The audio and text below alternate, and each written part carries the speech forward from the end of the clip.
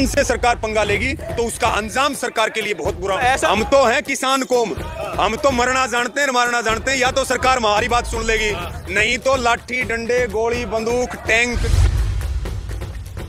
बात करने से नहीं होगा, बात तो इतनी कर डाली कि लोगों का पेट फाड़ दिया। जो किसान के काम करेगा वो देश पे राज करेगा। क्या करने वाले हैं सरकार का इलाज। पहले भी सरकार का इलाज करके गए थे, लेकिन इस सरकार को बीमारी मानसिक है, वो बार बार दोबारा हो जाती है। इलाज करेंगे और अब की बार तो पक्का ही कर देंगे। चुनाव भी नजदीक है, बहुत कुछ खो चुके हो, थोड़ा बाकी है। हमारी बात सुन लो, नहीं तो लोकसभा का चुनाव नजदीक है। तो आज तो कोई एजेंसी जुडिशरी किसी को भी इन्होंने स्वायत्त नहीं छोड़ा, सबके ऊपर कब्जा करने का काम कर रखा है। तो अंग्रेजों की दलाली किया करते थे, वो आज देशभक्ति की सर्टिफिकेट बांट रहे हैं। किसान से बड़ा देशभक्त कौन है, ये आकर के और किसान को जवाब दे, इनको इनकी औकात पता चल जाएगी। केवल किसान क्यों, मजदूर इस सरकार के खिलाफ, कर्मचारी इस सरकार के खिलाफ, दुकानदार इस सरकार के खिलाफ, बेरोजगार इस सरकार के खिलाफ, स्टूडेंट इस सरकार के खिलाफ, और आप भी इस सरकार के खिलाफ। फिर ये सरकार कैसे आएगी? ईवीएम से आ सकती है, वोट से नहीं आएगी। आपको मालूम होना चाहिए कि फिर से एक मर्तबा किसान सड़कों पर आ गए हैं, और सड़कों पर आने की वजह यह है कि सरकार उनके लिए एक कोई ना कोई नया कानून लाती रहती है। जिस तरह के पहले कृषि कानून लेके आई थी, तो किस तरह से बॉर्डर पर 3 महीना सख्त ठंडी के अंदर बैठ करके उसी को मीडिया चैनल ने खालिस्तानी पाकिस्तानी आतंकवादी कहा था। आज वही किसान फिर से रोड पर आ गए हैं और रामलीला मैदान के अंदर आकर के प्रोटेस्ट कर रहे हैं। वही किसान हैं जिन्होंने सरकार को घुटने के बल ला खड़ा किया था, और वो कह रहे हैं कि गल्ला हमारा और दाम सरकार का नहीं हो सकता।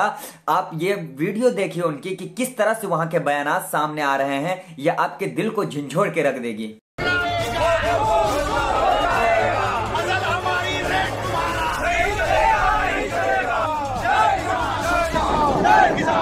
कैसे हो? नमस्कार, मैं दिल्ली के रामलीला मैदान में मौजूद हूं और किसानों का बहुत बड़ा आंदोलन चल रहा है। कहा यह जा रहा है कि ये चेतावनी देने आए हैं। आजाद जी, चेतावनी देने की बात हो रही है कि आज की जो पूरी रैली है, पूरी जो प्रोटेस्ट है, वो एक ट्रेलर भर है, फिल्म बाकी है अभी।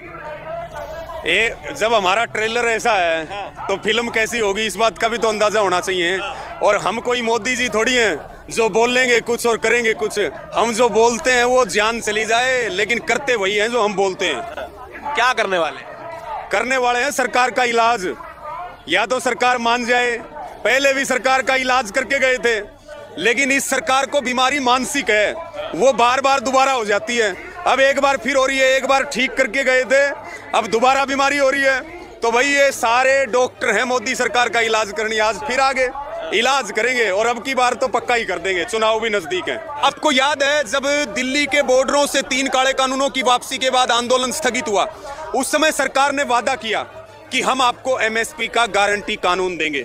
बीजेपी के मैनिफेस्टो में घोषणा पत्र में है कि लागत का 1.5 गुना मिलेगा, किसान की आय दुगनी करेंगे, किसान की कर्ज मुक्ति करेंगे, और C2+50 के फॉर्मूले के हिसाब से स्वामीनाथन आयोग की रिपोर्ट लागू करेंगे, उसके हिसाब से एमएसपी देंगे। 15 महीने बीत गए, चिट्ठी सरकार को कई बार याद दिला दी। 26 नवंबर में राज्यपाल भवनों पे प्रदर्शन किया, हजारों किसानों ने, पूरे देश में लाखों किसानों ने। 26 जनवरी को जींद में उत्तर भारत की महापंचायत हुई। आज 20 मार्च को दिल्ली आए हैं। सरकार कहां, हमें दिखाई नहीं दे रही। सरकार ने वादा किया वो सरकार निभा नहीं रही है। और देश के किसान का गेहूं 1800 रुपए बिके, उसकी सरसों 4000 रुपए बिके, उसके गन्ने का रेट नहीं मिल रहा, उसको चावल का रेट नहीं मिल रहा, उसको टमाटर सड़क पर फेंकने पड़ रहे हैं, उसके प्याज के 500 किलो के 2 रुपए मिलते हैं, उसको आलू जो है वो उसका 2 रुपए 3 रुपए किलो बिक रहा है। हम सरकार को कह रहे हैं 1300 रुपए का रेट आलू का तय करो, सरकार कह रही है 650 देंगे हम किसान को। यानी कि कुछ ये तो होगी सरकार की नीति, और कुछ बचा खुचा था वो ओलावृष्टि ने, पाले ने, बर्फ ने, तेज आंधी और तूफान ने। किसान जाए तो जाए कहां? सरकार तो कह रही थी कि हम आय दुगनी कर देंगे, आज हमारी आय तो आधी बच गई, आज हमारा कर्जा दुगना हो गया, हमारी आत्महत्या दुगनी होगी। अगर हम दिल्ली आकर के ना रोएं तो क्या करें? और सरकार हमारी सुन नहीं रही है, हम सड़कों के ऊपर पड़े हैं। किसान के बगैर, किसान के वोट के बगैर मोदी जी प्रधानमंत्री नहीं बन सकते, क्योंकि 65% से ज्यादा आबादी खेती और किसानी के ऊपर निर्भर है। और बजट कितना देते हैं मोदी जी उसको? 3.84%। वो किसान की कर्ज मुक्ति की बात नहीं कर रहे, कर्ज माफी की बात नहीं कर रहे, वो कह रहे हैं और ज्यादा कर्जा ले लो ताकि किसान की जमीन बैंक में चली जाएगी, बैंक अडानी अंबानी को बेच देंगे, जमीनों के ऊपर उनके कब्जे हो जाएंगे, हमारे किसान जो है वो मजदूर बन जाएंगे, उनके बच्चों के लिए सरकारी स्कूल कॉलेज सब बंद हो रहे हैं, सबको बंद किया जा रहा है और उसके बाद भी सरकार उसकी बात नहीं सुनती और रही सही कसर मुकदमे करती है, जेल में बंद करती है और कुछ कमी बचे तो सरकार कहती है ये खालिस्तानी है, ये पाकिस्तानी है, ये आतंकवादी हैं। जो अंग्रेजों की दलाली किया करते थे वो आज देशभक्ति की सर्टिफिकेट बांट रहे हैं। किसान से बड़ा देशभक्त कौन है, ये आकर के और किसान को जवाब दे, इनको इनकी औकात पता चल जाएगी। आज मीटर लगा रहे हैं, जमीन हमारी है, उसके ऊपर से हाई वोल्टेज की लाइनें जा रही हैं, अडानी की लाइनें हैं, जमीन किसान की, लाइन अडानी की। हमारा 1 करोड़ का किला उसकी कीमत 20 लाख रुपए हो जाती है।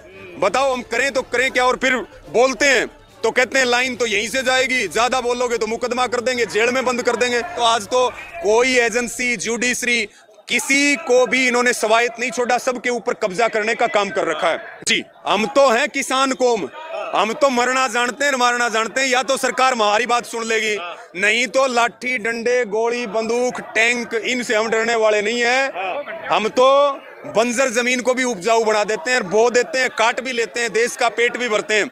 किसान से सरकार पंगा लेगी तो उसका अंजाम सरकार के लिए बहुत बुरा। ऐसा लग रहा है धमकी